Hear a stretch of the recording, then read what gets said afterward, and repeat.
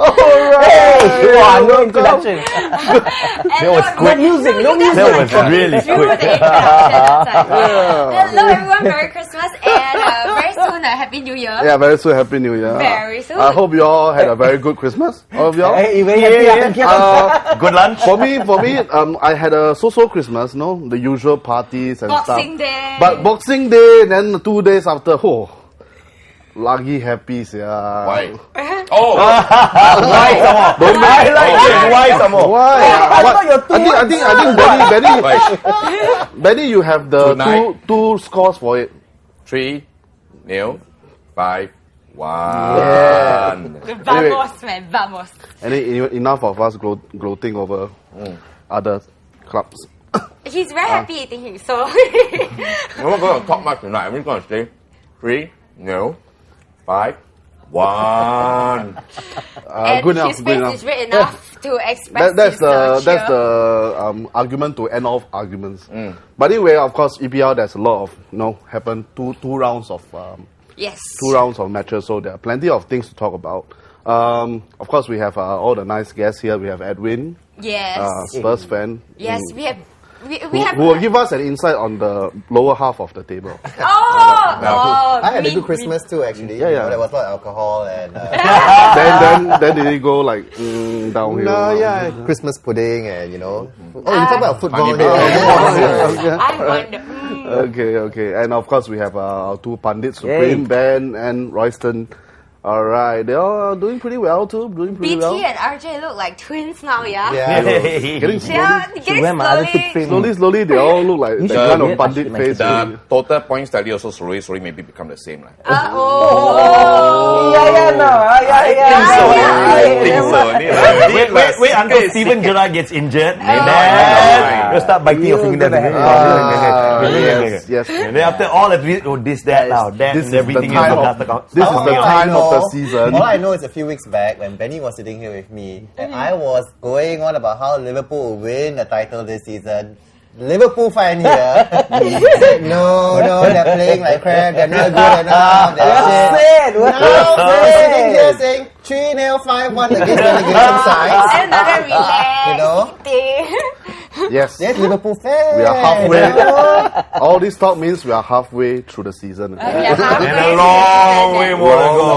More to talk about. Humility goes a long way. That has been proven. Okay, Which is of course why right now you're so humble today. I'm just feeling a bit trippy today. It's going to be the cookie. You see the this sugar? is where the downfall The begins. sugar on the cookie. It's the sugar on the cookie. It's the sugar on the cookie. Well, there's always things to blame, lah. Sugar on the cookie. So let's start off with the top of the table, right? Okay, we can start off. We are supposed to actually start off with the Liverpool matches. Yeah. The two. They are at the top of the table. Yes. They are at the top of the table. What are you talking about? I didn't see the game anyway. We I forget. didn't see the game. So Liverpool faced Bolton at Anfield on Boxing Day, and then they walloped them I had a easily fantastic 3-0. Boxing Day. So now it's playing at home, so you naturally thought Liverpool 3-0 is okay, no big deal.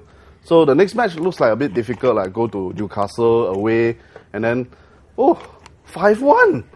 Liverpool beat them 5-1, and it could have seriously it could have been like 8 or 9-1. Yeah, look at that. Happier. Yeah. Sammy Herbier also Given scored. had an outstanding game.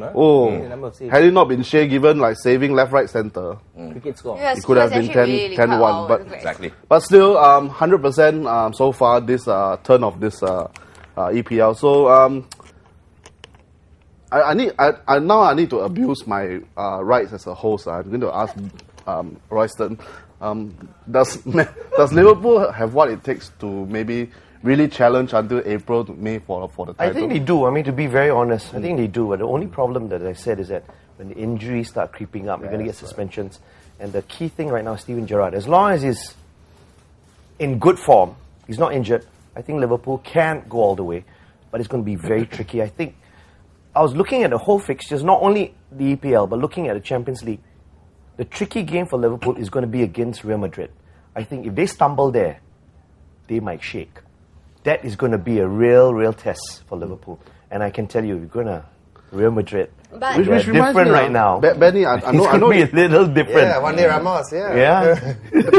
Benny, I know you're not going to talk much, but there is talk among Liverpool fans that Liverpool, Real Madrid, let go lah. Yeah lah. I don't think so. I think the Champions League is still it's still a very important cup, and especially if Man U had done the double last year. I mean, we would want to stick one back to them. Having said that, Oh, sorry. Yeah. having said that, I think our squad, and I would agree with you, our squad isn't as we don't have that kind of depth that we would like to have to see us through all the major cups, including the FA Cup. But approaching the Real Madrid game, I think they will do it with the same fervor and gusto, and I think one day Ramos is going to make that much. I think this is going to be a real Really, It's really an acid test. after your team suffered under Mr. Ramos, No lah. do you think that he's... Yeah, that's really Yeah, unfair. yeah, I felt really unfair. I said this from the start Yeah. that I think sacking Ramos was the mistake. Yeah. Really? Just like sacking Martin Yeo was a mistake. Back then. I think Two Ramos, major mistakes they made. and Harry Redknapp won't be lasting much longer as well. To be very frank, I think maybe another season and it'll be the same situation again. It'll be like a okay, Jamie let's talk about Redknapp thing. Liverpool first. Let's talk about Liverpool first. I think I'll be frank with you. I don't think they're going to win the Champions League. They're not. They might get past Real Madrid, right? But they're not going to win the Champions League. Barcelona is still up there, and I think they're playing amazing football right now. I think there are much better teams in the Champions League compared to Liverpool. I think they're going to win the league still.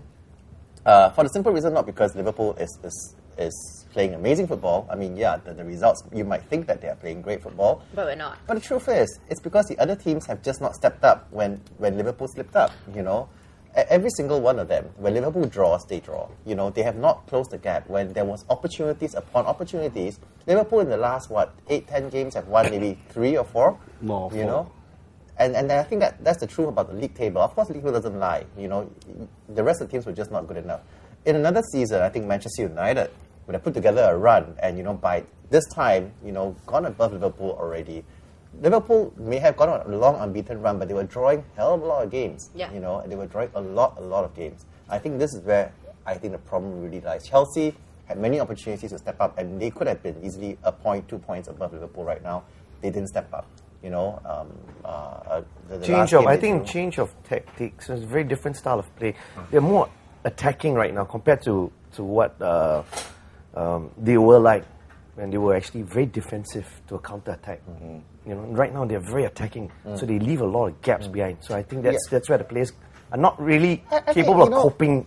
Going all back that. to what I said when I first came here the first time, I told you guys that why I think Liverpool will win more than anything else is because everything's going for them this season. More than anything else. I see them play, and they're all right. Come on, Newcastle 5-1. Newcastle isn't exactly the best team in the league right now. Let's be very honest about it, right? Bolton, it's not a great team as well. I mean, these are games that Liverpool are expected to win. If they are going to be challenging for titles, they have to win. And to be frank, drawing at home to Hull, I disagree with you. I disagree with you where you said that that's 2 points drop, because I think Hull put up a hell of a fight in that game, and they are not a bad team this season. Drawing at home to Fulham, if I'm not wrong, Fulham is punching above their waistline right now. Drew with Chelsea. Right? Yeah. So Late 90th minute goal. Completely different picture right now. so everything's so different. I think if you think about that, Bolton, Newcastle, they are expected to win, and they did.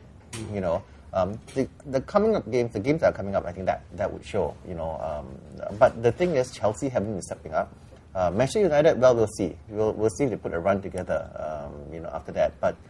At this point in time, it does look like Liverpool is the best of a not very good bunch of teams that are out Honestly, there we're quite right heng, now. Yeah, we're really quite The truth is, the league table has kind of There's shifted. a Hokkien saying called "bo he he ah ho," so Yeah. we'll take it. Yeah, we'll take it. I think. and justifies itself. I really think. I mean, I've heard this a lot of times. If Arsenal were in the same position, I'll be very honest, I think we're having a great season. I mean, I know it's a cliche, the league table doesn't lie, but you be honest, you look at it, they've lost 1 game, only 1 to Spurs, and only drawn 6. So, I mean, they're doing better than the other teams. We can say that the other teams are not stepping up, but maybe, just maybe, this season is slightly different. In the sense that it's going back to the days where we started supporting football, where the Ipswichers could win the league, the Nottingham Foresters could win the league, the Derby Aston Villa this season. Yeah, so, I mean, I was very critical of Arsenal. And suddenly I'm beginning to think maybe I was overcritical. I mean, I still really haven't changed, especially after watching their very lucky 1-0 win yesterday. But I mean, we're having problems. We've lost our captain. He's injured. Some of the players haven't got the head on right. So there are issues there. But I look back at some of the things. I think what really shook the team's confidence was really, if you look at the results before the Spurs draw, they really started after that. That affected their confidence. But to be fair, they only lost to Fulham, who are playing well, and they lost to Hull, who are playing well. I think I was overly critical because if you look at it, if all the 4 teams are stuttering against these sides, I don't think it's I think it's a bit too easy to say, well, they're all not doing the best. I think because we've gotten so spoiled. Since Arsene Wenger, since Arsene Wenger took over the Arsenal from 1997, the top 4 have usually been the top 4. I mean, only 3 times, or not 3 times, 7 times have they been displaced by 3 teams, Newcastle and Leeds. And where are they now? Leeds. And once by Everton. So we have gotten into this state of mind where the Premier League looks a certain way and we expect that to fall into place, like maybe like Spain, like Scotland. But I think this season it's becoming a bit more like when we were supporting football. You see Sheffield Wednesday up there, QPR up there, Crystal Palace up there, Ipswich up there. Maybe it's just something to celebrate. I mean, I'm happy. I mean, I wish Arsenal would be a bit more consistent. I think you made a good point because I think there's a conspiracy theory going on or whatever that the 4 teams. I don't think so. I think everyone's really trying their best to do what they can do, and I think I agree with you. It's just a matter of the teams below stepping up and pretty much putting a good show and doing what they can to get the result wherever they are against these top teams. Because all these teams have played good football. And not consistently. West Brom have played a good game.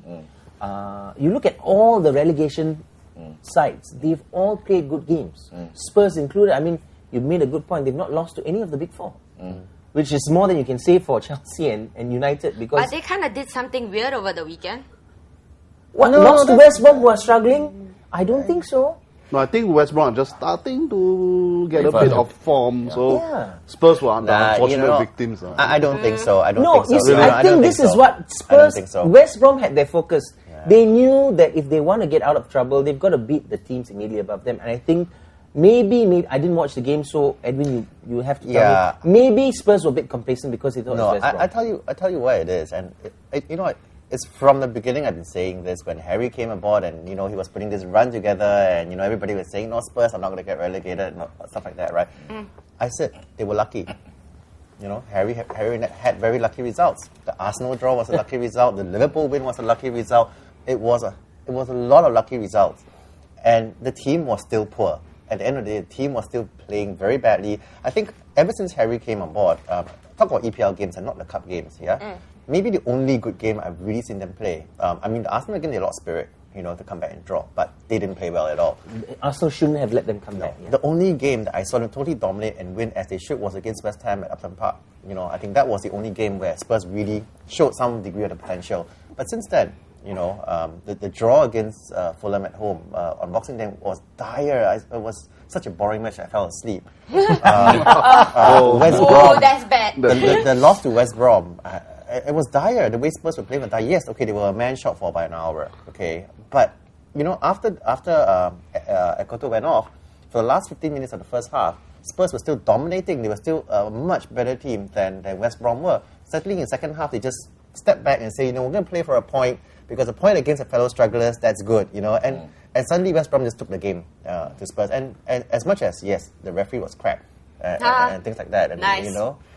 But at the end of the day, West Brom deserved the victory, you know. And I think that's what's going to happen to Spurs now, is that unless they find it in themselves to say, we are really going to be in a relegation dogfight, you know, they're not going to wake up and realize that they really are. I think some players have realized it, but majority of players are playing as though, you know what, we're too good to be relegated. You know what, and even if we get relegated, we are such good players that a big club's going to come and get us anyway, you know.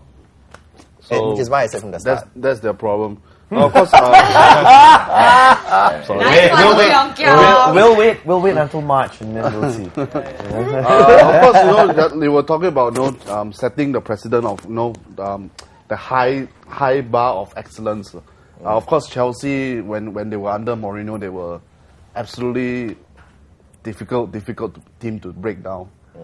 Yep. So they were also in action during the week, and well, they started off well, beating West Brom 2-0, quite an easy match for them at home. But yesterday they suddenly felt charitable and allowed Fulham, who have scored only 16 goals prior to this match, and they suddenly let them score 2 more goals to come back. Man to make a City comeback. beat them, right? 5-1, something like that. Something like that. So, But don't forget, Fulham have but only Fulham lost. is a good defensive team, that's for sure. And I think people forget who's managing them. Roy Hodgson. Yeah, that's Has right. managed Roy the Hodgson is Swiss national underrated. team, has managed Inter, I think, has Inter. managed Blackburn. So he is one of the underrated English If I'm not managers. wrong, Fulham have only lost once at home this whole season, if I'm not wrong, But right? really, what's up You know? with Chelsea? I mean, I think the style of playing. I look at it; they look different. So They're disjointed.